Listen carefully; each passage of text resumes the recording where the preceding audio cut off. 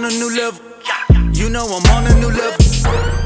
Pull up in foreigns, you know that I'm scoring. I'm on a new level. On a new level. Tapping, I'm on a new level. Know that I'm shining, just look at these diamonds. I'm on a new level. You know I'm ready. Welcome back to Kings at the Table podcast, where if you're a king, you belong at the table. Week 3 is finally here. Well, it just finished, actually. And there were some bangers. We got one more tonight. You're right. We got one more tonight. Monday night. But we'll get to that one in here in a moment. So, as you were saying, sir, we had some bangers this weekend. Definitely. And the sad part is there were some bangers when it comes to injuries. Oh, yeah, that part. Also, there was a lot of bangers on the defensive side. Yeah. I mean, it seemed like it was a nice little turnover and special teams get on the scoreboard kind of day. You almost forget how valuable the special teams is. For sure. We had, I think they said it was 3 total punt returns this weekend. I think Debo was on this list. Mm-hmm. We got Debo who ran one. You had Horton from the Seahawks.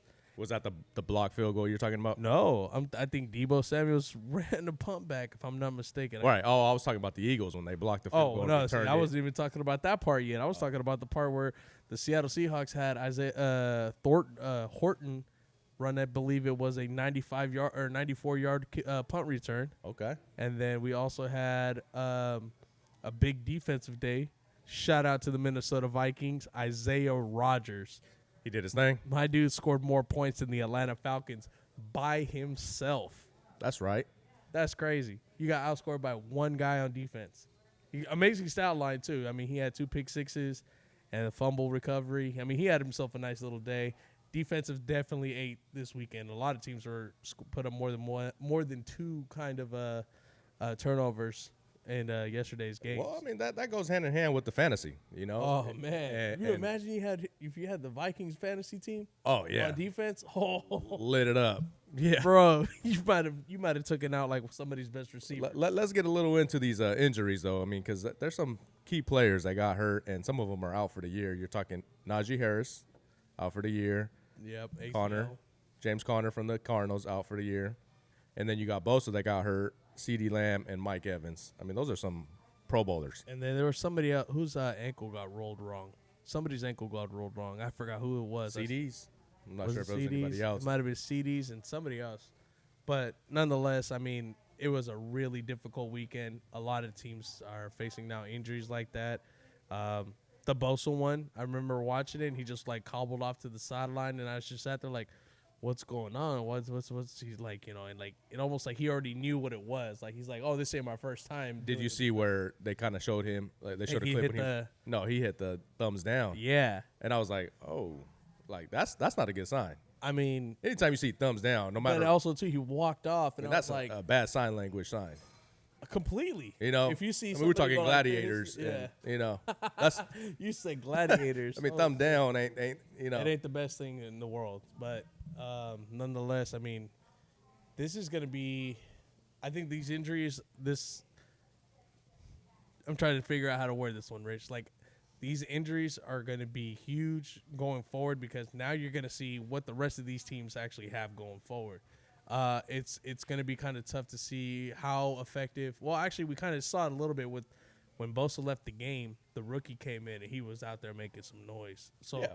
I mean, you're kind of seeing the good return on your investment. I think at this point, like, you know, you're kind of already mentioning it, but like you show how deep your team really is, and that goes hand in hand with like Super Bowl contenders. You have to have a deep team, and it's not just the deep team. You have to have a good coaching staff to make sure next man up. Very, very true. Right? But an injury like CeeDee Lamb, that could be very – well, here's the thing. I think the Cowboys have a pretty decent – even without CeeDee. I mean, I know that sounds weird to say, but I think they have a good enough depth in their wide receiver core to be able to keep going and doing things and still being effective, if you think. I don't know. I mean, that's just me. I mean, you still have a possibility of a true number one if George Pickens there. You got Turbin. And then also, too, you know, everything else around the offense is kind of like working a little bit. Javonte Williams, running back. You got the tight end. Yep. It's more so you're saying their defense needs to be stepping up. That's, I think, where it's hurting them. Yeah. Because, man, we've seen it again. You know, going back to last week, you know, we were talking about this whole Caleb Williams situation.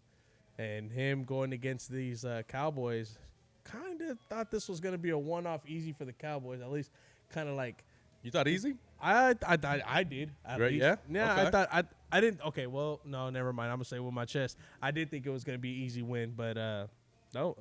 Caleb came out there and he proved it. He must have heard us on the podcast because I said give him one more game, Yeah, you also said give him one more year. give him one more year. He got a whole other 16 games to show us. So I mean, he actually kind of balled out this weekend. I mean, that's your boy. You want to go ahead and run him up real quick on that one? I mean, he did okay. He did what he had to do. You know, again, how we were saying, this More is what we're touchdowns. expecting. This is what you have to do in a way because you have no excuse.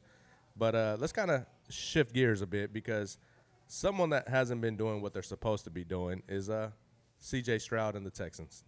What a quick downfall on that side, man. I mean, we had high hopes, high praises for this guy, and this team, especially going, you know, we were potentially almost crowning these guys like, hey, you know, these guys could potentially be the next big thing, and they've been everything but that, if you will. I think we had them on pace with the Packers, Yeah. right? Yeah. They were supposed to be the same as the Packers. They but were the AFC they were their opposites from on different sides of the conferences. Conferences, yes. But let's get to C.J. Stroud because we were speaking high on him.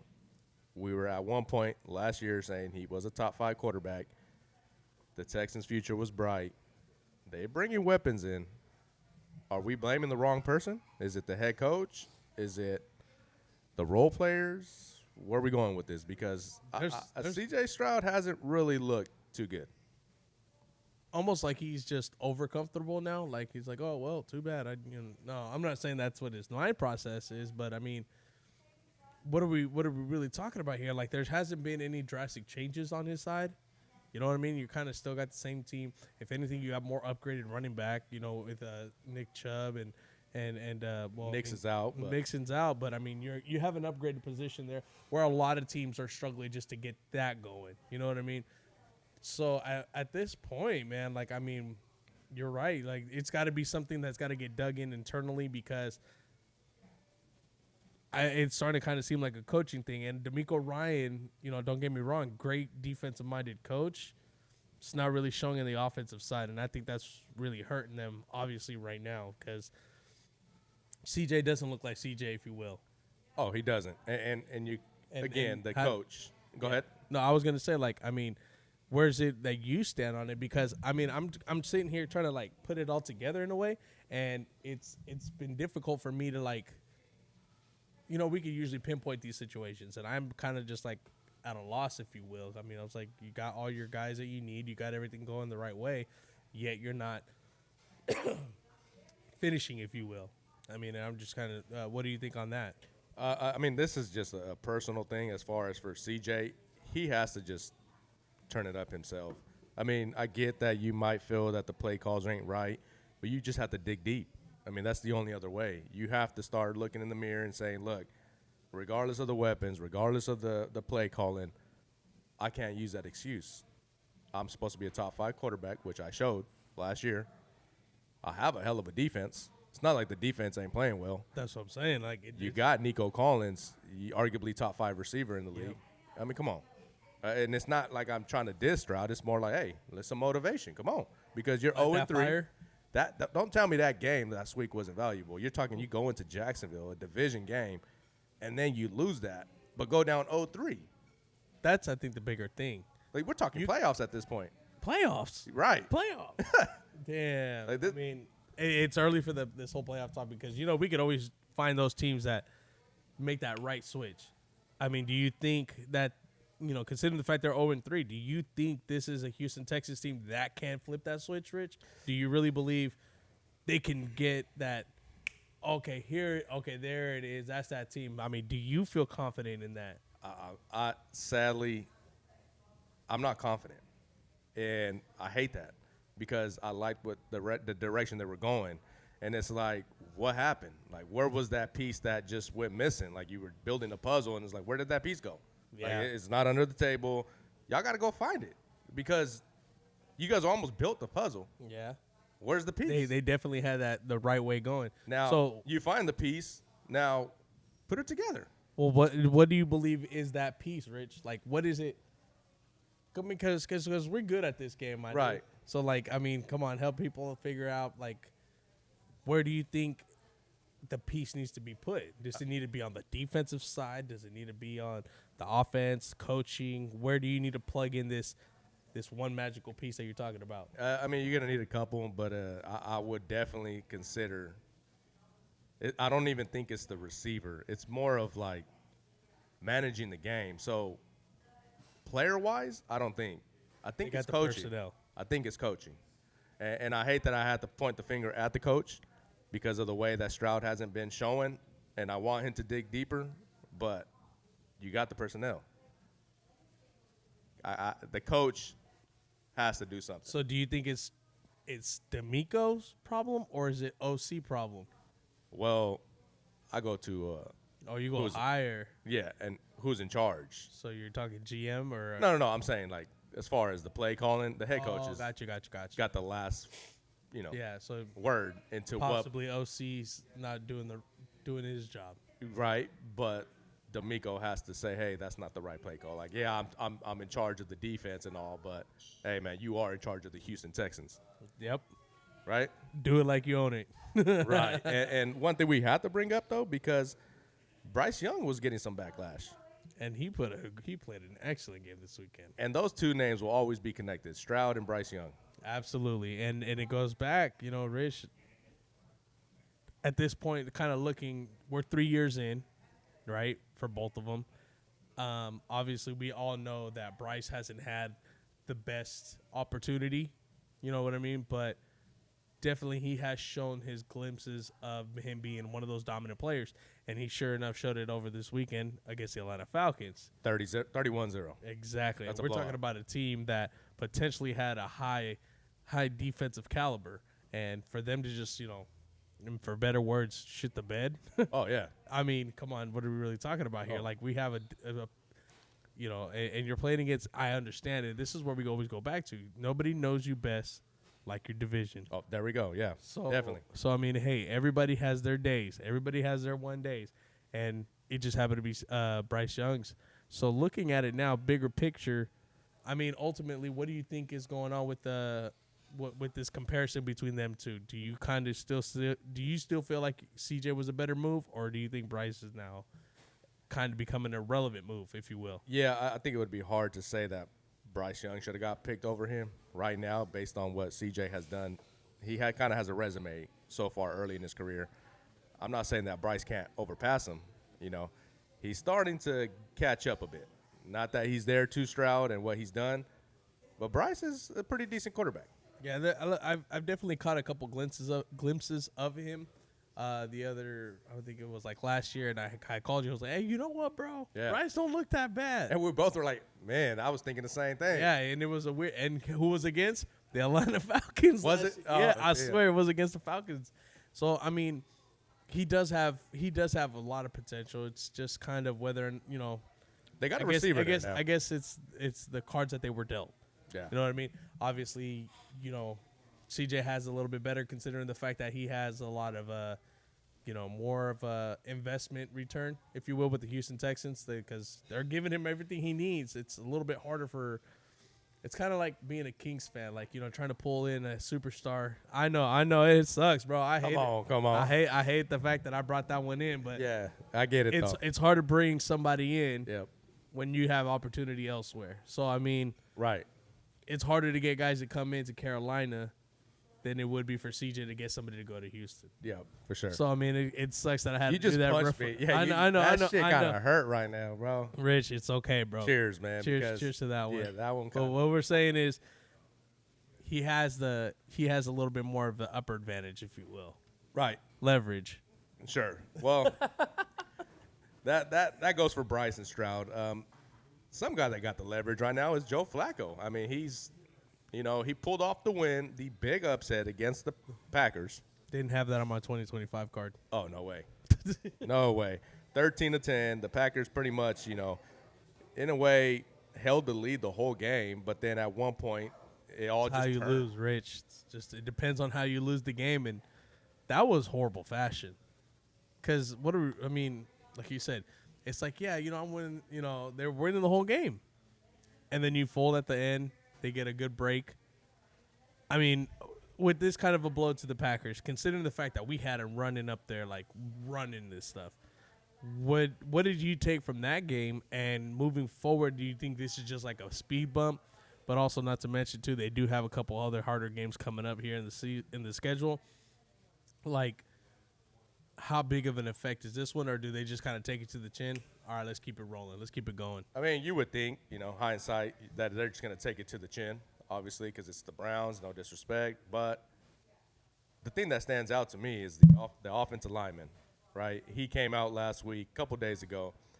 I don't know if you saw that. He was in the locker room. They're interviewing him, and they're asking him about the team and the scheduling. And he comes out literally a couple days ago and says, I don't see why we don't go undefeated. I looked at the schedule, and there's every team we can beat. A couple days later, you lose to the Browns. And boom, slap to the face. It's like you can't overlook any team in the NFL. Yeah, definitely you can't. And especially the way the league is now, I mean, it's a trip, dude, because, like, anything could literally happen going into these games, and the way these games turn out. All it takes is one wild kind of case scenario, and boom, you're like, oh shoot, this is a whole different game than I thought. And again, I'm going to be going back to this one because my dude had a field day. Look at Isaiah Rodgers with the Vikings. I'm gonna be Isaiah Rodgering all day today. You should have bought his jersey. You should have. You know what? I damn near almost wanted to. I might have to buy it for you and just. Say, I had a I should have just came with a purple shirt. If you would have told me you were gonna speak on him this much, I would have just brought the. It's just because my guy had an amazing game. We don't get to do this kind of thing, especially with like certain players. I respect it, and I love defense. So, I mean, for him to do what he did, had an amazing game. He was just, like, I was like, fuck, man, I wish we had Isaiah Rodgers. Yeah. But, I mean, going back to the Browns, they could have been 0-3. Yeah, but they also could have won, a game or two different. We could have been talking about the 2-1 Browns instead of the 1-2 Browns. Right. They should have had that game against Cincy. You know what I mean? They got belt to ass against Baltimore. So again, we literally could have been talking about the 2-1 Browns, and this whole conversation would have been different. Yeah, but as far as how we had the conversation last week about the quarterbacks, and you said give it one more week. Yes. So Joe Flacco came back. Pretty much. He came back. Yeah, he got lucky. He got bailed out. He saved his job. He got lucky. The kicker did his thing. Because can you imagine if we're talking about if this kicker missed his field goal? Packers come back. Right. We're talking a different story now. So yeah, how about your Steelers, though, Juan? Man, it's as good as it was to get a win. It was also kind of a depressing thing because we had 5 turnovers, Rich, and we only put 21 points up. Where that alone, that's all I should have to even say. Coming from the standpoint of like you being also a defensive guy, damn well if your team's getting you 5 turnovers, how many points are you putting up, Rich? How many points are you supposed to put up? Well, let's just say half of the turnovers have to be a touchdown at least, without even considering a field goal, your own possessions of offense. Yep. So I would say at least close to 30. And we did it. We only put up 21 points. Yeah. On 5 turnovers, and yet we still let them score 14 points. Another bad day too for the defense. You held them to 14. We held them to 14. And 5 turnovers. This is the 3rd straight game we've given up more than 300 total offensive yards. When we are supposed to have the most investment in this defense. I'm talking about money spent on the defense. I can. There's no way I can agree with you on this one. 5 turnovers? Rich. You said you can have 1,000 yards. 5 turnovers. But we still give up 300 yards, bro. That's like they didn't have to do nothing. I think you're being a little too hard on your defense. 5? Well, okay, yeah. That's more than 1 a quarter. And? That is crazy. Isaiah Rodgers had 2, and he scored 2 touchdowns by himself. Isaiah Rodgers, this is your episode today, man. King's at the table. You're a king. You belong at this table. Straight up. But it's your offense. Yeah. Well, here's the other one that's a crazy thing, too, is I think we're 7 of 8 in the red zone. Scoring efficiency. No. Yes. How do you have 21 points? Because we can't get in the fucking red zone. Oh, so that's the problem. That's the problem. You can't move. We can get there. We can almost get there, but we in the red zone itself, we can't. When it's the first and goal type of situation. Oh, wow. We don't score, or we score. But we don't get to even the get 20. inside the 20 to be considered a red zone threat. That's the crazy thing about it. That's a fun fact. That's a fun fact. I think we're either 7 of 8 or 7 of 9. One of those two. So we did not get in the end zone. So what? Exactly. No, I'm asking, like, what do you think it is? Because how could you not get to the red zone? That's the thing. We get shorted out going into the red zone. We'll cover. When we're moving, we're moving. But it is as soon as we get to the inside the 20, that's the problem. Or before we get into the 20, if you will, which is hella weird. You think that's like easy money? Get into the red zone, run the ball a couple times. Usually, teams struggle in the red zone. Yeah, we are good in the red zone. So the blue zone, you're okay. Yeah, but I mean, hey. It is what it is. I'll take it 21-14. Did you take anything from the Patriots? They have fumble Ruski problems. They can't hold on to that ball, dude. That's all those turnovers were no. driving. Not all of them. Well, the interception in the end zone. I think there was 2 picks total and then 3 fumbles total. But like red zone status. No, like they were moving the ball status. Like 1 fumble on the 1 yard line and 1 pick in the end zone. And then let's not forget when they were really driving on us, Stevenson fumbled it on like a lucky Cole Holcomb. It was one of those ones where like, fuck it, throw your hand out there, see what happens. And like Sticky. he just happened to put his hand on the ball and he pulled it out. And then we got a fumble on that one. But again, 5 turnovers, I would have at least expected a lot more points than this. Do you think it's more of a Steeler win or a Patriots loss? Like 50-50, Rich, for real. Yeah. Because, like, we did enough to win the game, but then also we did enough to lose the game. Like, there was a point you could have lost that game. It was 14-14 for a good minute. We got lucky. Again, we got lucky. In a way. In a way. But you know what? Hats off to Drake Maine. I'm going to be able to say this proudly. I'm a fan of the guy. I like what he brings to the table and everything like that. He's got that good grit into him. Just needs to develop. That's it. But other than that, the Patriots played a good game. Just hold on to the ball, fellas. That's all I'm going to say. Hold on to that ball. Definitely. Turnovers is what was the headlines on that game itself. But there's a couple teams out here that are still undefeated. And there's some teams that you probably you can't really say that we didn't expect it. But they're proving us that they can be that team. Is there a team on this list right now, Rich, that you feel that like, nah. That I don't know about that one. You know what I mean? You mean though? Like, okay, so for example, like for a moment there, we almost had a 3-0 Bengals, right? For a moment, we almost had a 3-0 Bengals. When? Prior to Sunday, because Isaiah Rodgers came out and he balled out. But what I'm saying is like, let's just say if they were 3-0, the Bengals. That's okay. You know what I mean? It's not taken away, but it's more like you could easily be 1 and 2. Okay, it's like kind of like, oh, you got lucky against the Browns. You know what I mean? And then you got lucky against. And it's not taken away. It's more. No, so it's just that. Okay, so then I'm gonna have to go the Niners. They're your biggest out of the 3-0 teams.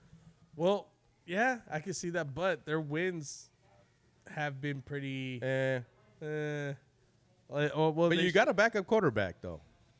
And let's not forget that's who Kyle Shanahan wanted originally in that drive class. Right. So, I mean, do you think that's kind of stirring a little bit of it's kind of like I'm his golden child right now. It's like, yeah, but I was supposed to be his golden child. Yeah, I mean, I feel like that's the Niners' history as forever almost. Like, they almost have a injury or something happens with the quarterback, and then this new guy comes up, and then eventually – that debate happens, and the other guy takes over. I mean, you're going back to the Alex Smith, day. Kaepernick. We're rolling with the hot hand. I mean, it goes on. It's just proven. Purdy, Jimmy G. All plugins. So, but it's not even just plugins. It's more of they're taking advantage of that opportunity. Not only that, but they have I I forgot how they said it. They said like you could pretty much put anybody back there in the Kyle Shanahan. You said it before too, and they'll be fine. Right. And I mean, it's proving it once again. Like last year, Sam Darnold came in a couple games, balled out. This year, we already have Mac Jones back-to-back games, balled out.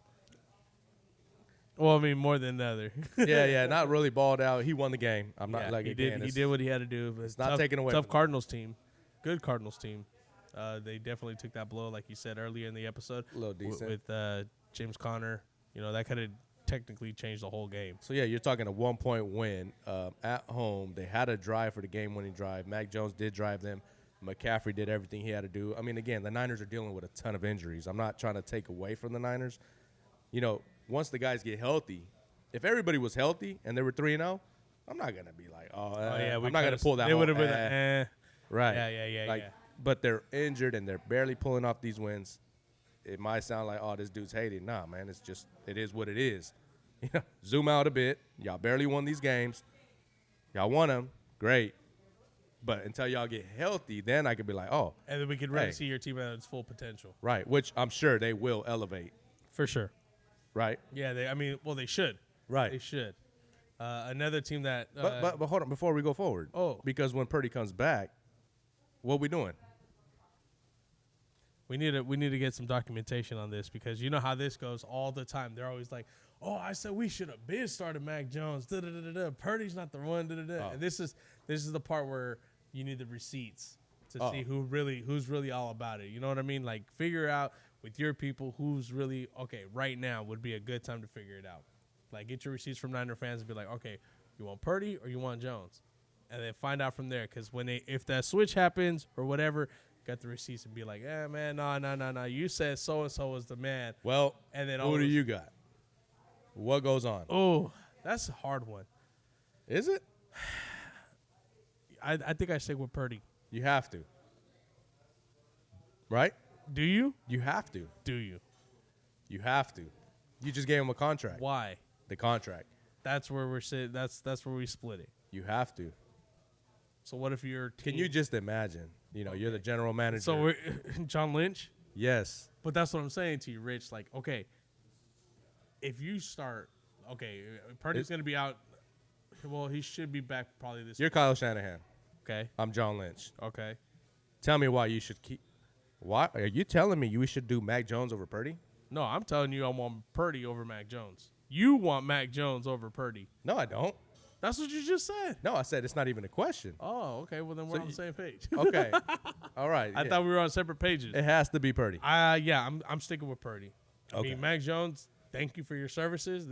This is what your job. This is what you're hired for. Thank you for your services. And go ahead. You might get another opportunity down the road. Maybe. We'll see. But definitely, We got our guy. Yeah, we have our guy in Purdy. Okay. I think that's where I'm at. Okay, well then let's get into this next 3-0 team, which was a hell of a game. Either team could have been 3-0. We're talking about the Eagles hosting the Rams, and it was a dandy. You're talking 26-7 at one point. Rams were dominating. I was like, damn. And you know what? I was almost like this close to hitting up my boy Derek. Derek, I was about to text you, but I was like, you know what? Just my luck. Eagle fan? Yeah, he's an Eagle fan. Okay. And I was all like, bro, you know what? Just my luck. I start talking shit about it, and then they fucking lose. And then thank God I didn't send no text or nothing. Well, what if you would have talked shit? Then they probably would have lost. Man, that would have been even better. That would Yeah. have been even better. But no, They came back, man. And, came back. They held them to no points in the second half, 26-33. That's impressive. That is the most impressive part about it. And that goes to show you that defense still is there. I mean, my question marks were on the secondary and stuff like that, but definitely they came out and they look a lot better this game. Scary game, but for sure, you know, hats off to the Eagles on that one. Do you feel like they just have the Rams number? Because we could go back to the last year, and the I'm playoffs. telling you, man, I was man. The Rams disappointed me on that one because I legit thought that they had a good chance before the game even happened. I was talking to a couple of friends of mine. I was like, you know what, man, it would be this time for the Rams to pull that one upset. They didn't get that one last year, I was like, this is gonna be the year. This meeting is gonna be the one that they need to get. I mean, that would have been their get back, and that would have showed that they are the team to beat in the NFC if they would have won that game. The Rams. They potentially could have been the scariest team in the NFC right now. And even though they lost, we're not going to overlook them. No, they're still up there. They're still possible. Like there's a possibility they could still run these tables. They got a couple good games coming up and everything. So for sure, I still have high hopes on the Rams. Personally, I do. I think a lot of people probably still do. Right, but the Eagles are 3-0, so let's give them their respects. Are they definitely still the team to beat? They are still the team to beat. As much as you could sit here and pinpoint, oh, this team, the Eagles don't have this or the Eagles don't have that. Until you can beat them, bro, prove me otherwise. Then at that point, because we're just gonna go in there and every week and we're just gonna be like, well, the Eagles could lose this game, but more than likely, what are they gonna do? They're gonna pull off a dub. Right. Everything's still hitting perfectly over there and with Philly, and they just look really good. I mean, next week is going to be a good story to hear, but, we'll get there when we get there. What about you, Matt? What are your takeaways from this game? Jalen Hurts had another good game. So what do you see with these Eagles, and what do you see with the Rams? Again, the Rams are still a contending team. They're still going to be a team that couldn't beat the Eagles. You saw that first half. If they would have kept it up, they won. They're 3-0. Again, they could have been the team to beat. But the Eagles, they're showing why they're champions. I mean, when was the last time we seen a back-to-back champion? Denver Broncos. We're going back to 97, 98? That's the last. What about the Patriots?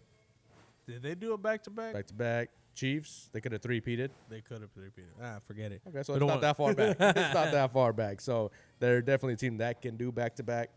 But as far as back-to-back, they had a tough game this week, and they'll have a tough game next week against the Bucs. We'll get into that. But let's talk about the Bucs because they are 3-0. And Baker Mayfield, I mean, they could put him as the Buccaneer logo because he is definitely the identity. I love his confidence there, dude.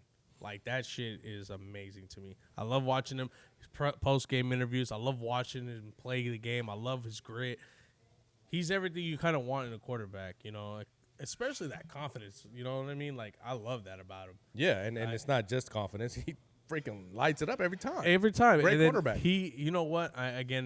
We've been saying this 2-3 years now. We're so happy. We're so happy Baker got his home in Tampa because they're letting him do his thing. They're letting him play the game he wants to play, how he wants to play it. And it's paying it off. You know what I mean? Here they're giving him what he needs.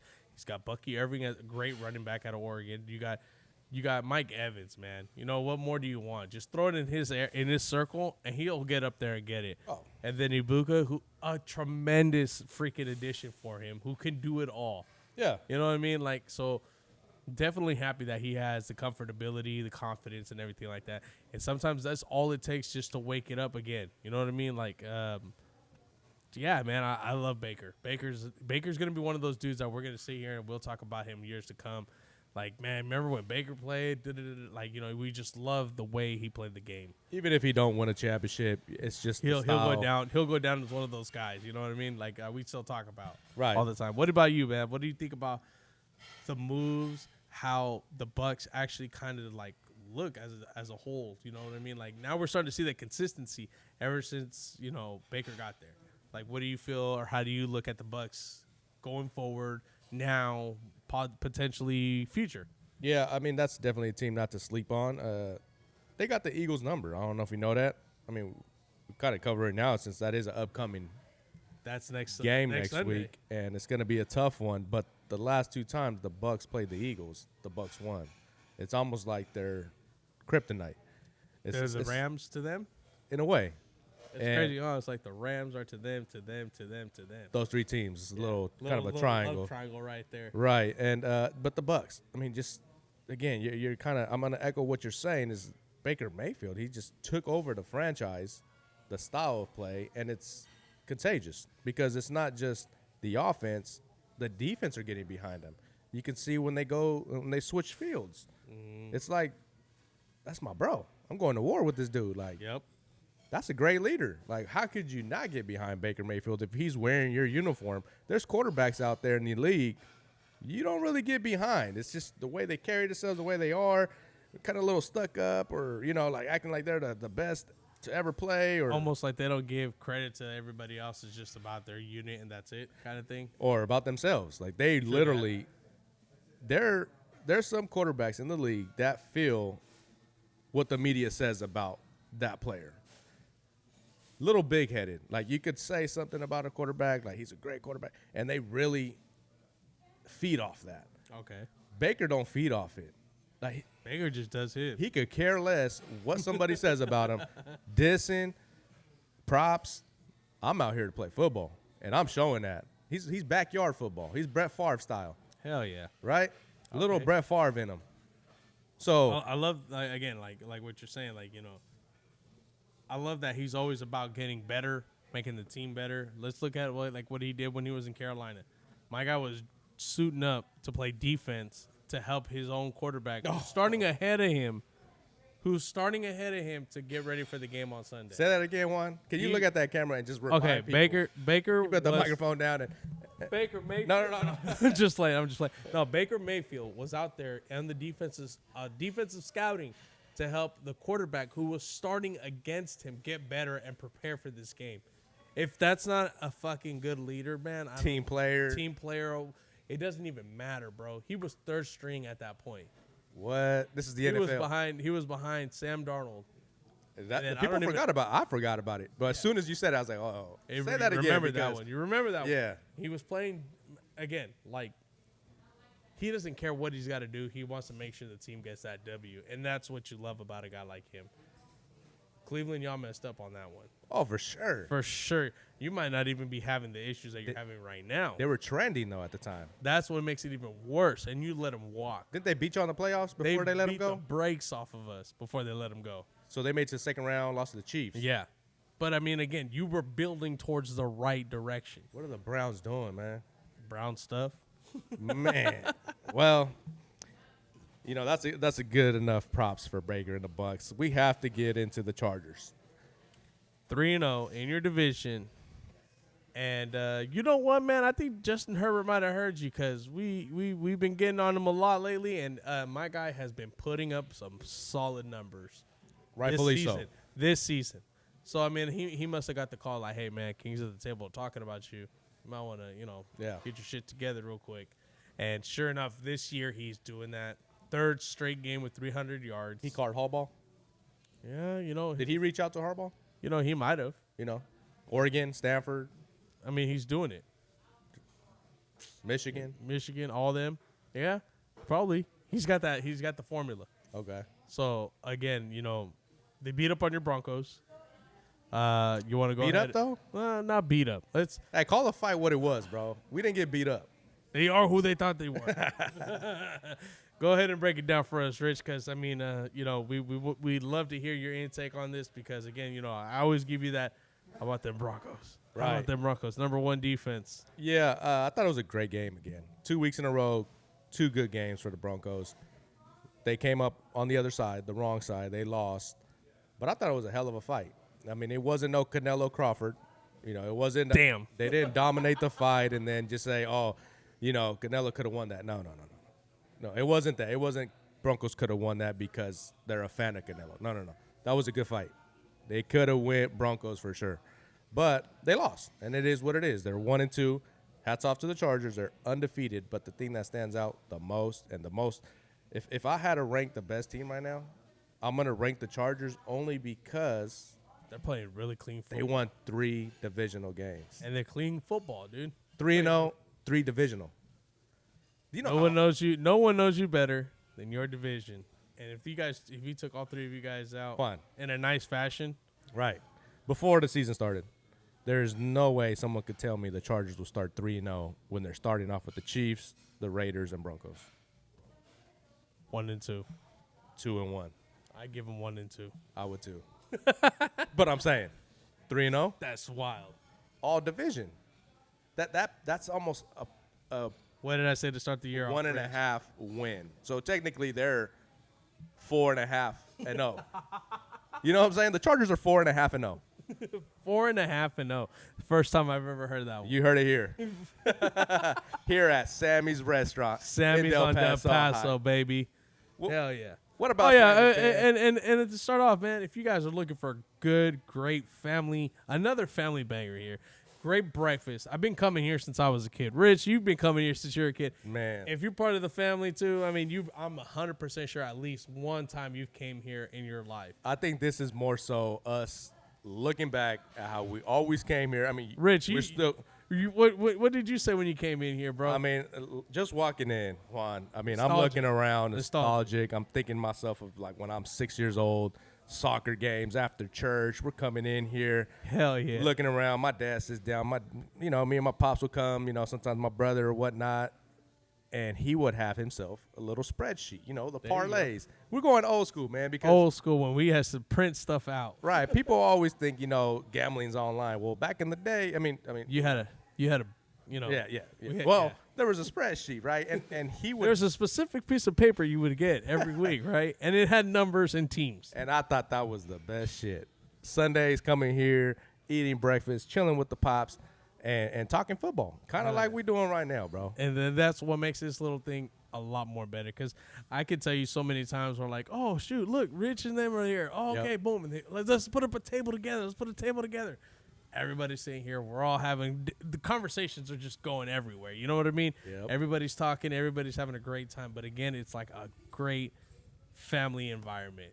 And like, I mean, we could just sit here and run stories of how many times we bumped into each other here.